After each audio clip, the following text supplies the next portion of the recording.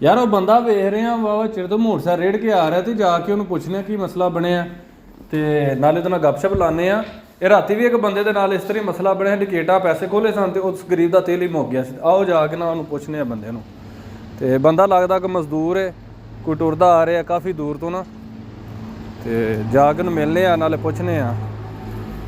ਜੀ अस्सलाम वालेकुम भाई जी, ਕੀ ਹਾਲ ਹੈ? ਠੀਕ ਹੋ? ਤੇ ਕਿੱਧਰੋਂ ਆ ਰਹੇ ਹੋ?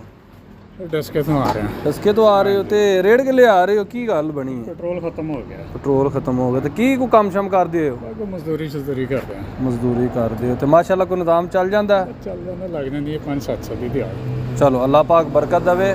ਤੇ ਆ ਯਾਰ ਮੁੰਡਿਓ ਲੀਟਰ ਤੇਲ ਪਾ ਦਿਓ ਭਾਈ ਹੋਰਾਂ ਨੂੰ।